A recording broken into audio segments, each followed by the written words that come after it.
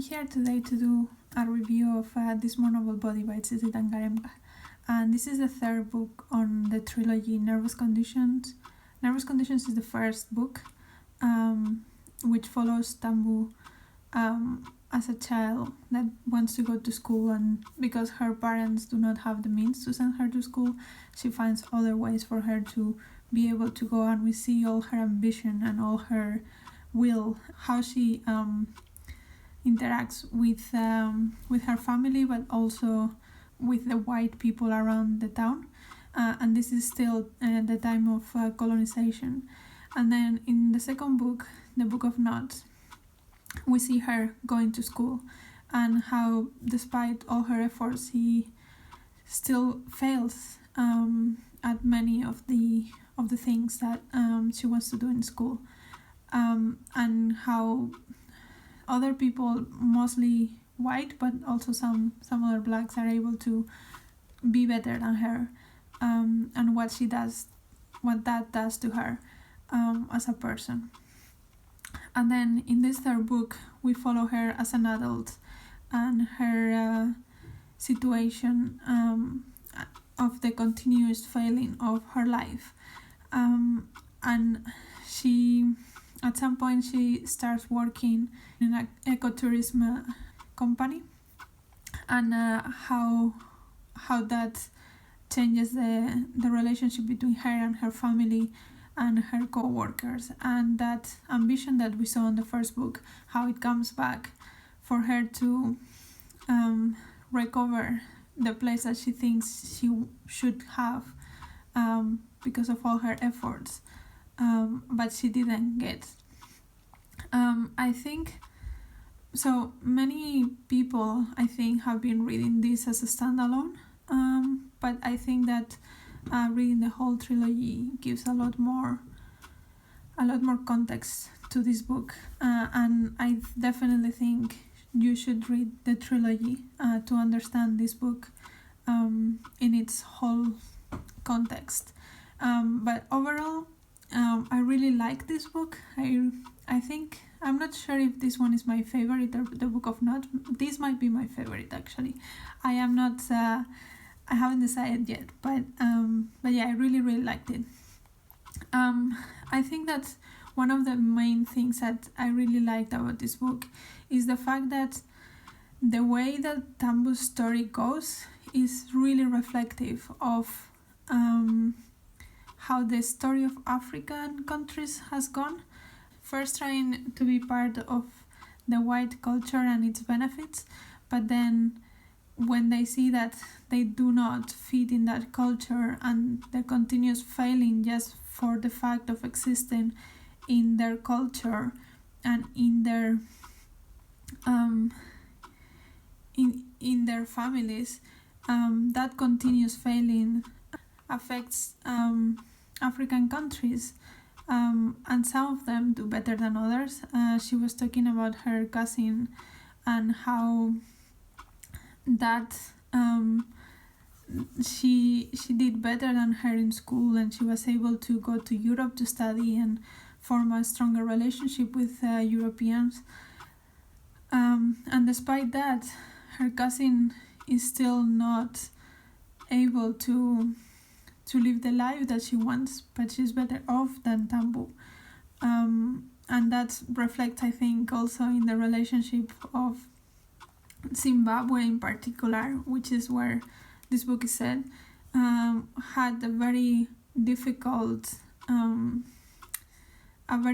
transition, and Zimbabwe became one of the poorest countries in Africa, and the Zimbabwean dollar completely collapsed a few years ago.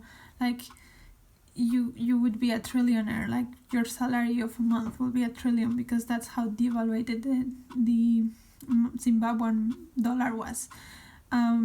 Whereas other countries in Africa, like Kenya or South Africa or Nigeria, have been able to make more stable relationships with European or American countries that, in a sense, have made them more stable economically, but still at a disadvantaged position with respect to them. They are still not considered equals. We see that also when she starts working in the ecotourism, how these other countries also fetishize Africa and what they are supposed to see. Like, there is this scene where one of the tourists from the Netherlands or Belgium, they are in the restaurant in the hotel, and they are served a normal buffet, and this man is completely disappointed that they eat food that we also find in Europe, and they are like, no, we want the African stuff. And Tambu has to explain him, look, this is how Africans eat as well. So these kind of things of fetishizing the people, and the last chapter shows that brilliantly as well. I'm not going to spoil it, but it is quite interesting. I love that because I have seen that. I have seen that when I have gone to Kenya. I have seen that when my parents came and they realized that they are just like us and they wear the same clothes and they do the same things. And I think that fetishization of African cultures, these tribal things that they expect when they go there, despite that not being the case, most of the time, most of Africans don't dress in their traditional costumes or anything like that. And I think that is so well represented in the book. And also it shows how Tambu, because of her ambition, she buys into that and tries to impose that so that she can have a good job that she always wanted. And she tries to take advantage of the people in her village so that she can sell that to tourists and be someone and have something. And sometimes we think that because we give money to them, they have to do whatever we want without considering their pride and their humanity. And I loved how the book did that. I think that it portrayed the relationships between European countries and African countries really, really well. I think that the metaphors between Tambu's life and African countries, or Zimbabwe in particular, was great. And yeah, I think that overall it was great. The characters are also so complex, like especially Tambu, of course. She, when you read the whole trilogy, she has all this backstory, and we see her evolve, and we see her like this young girl that had all this ambition, and then that ambition goes crash completely.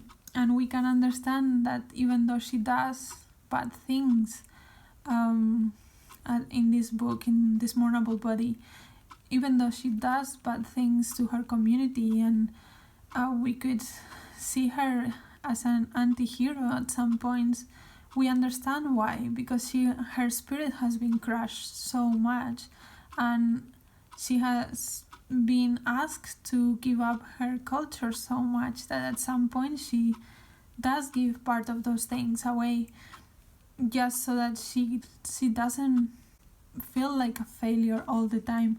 And I love that we do have that arc in her character, that she's flawed, but at the same time she's lovable and we understand her.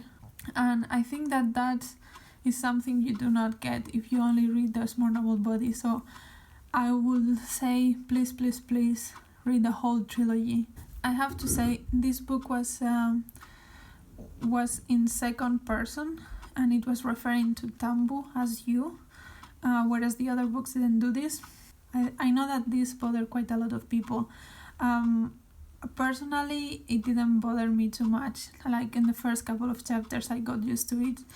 and I could go on with it, but I can see how it can bother some people, so be aware of that.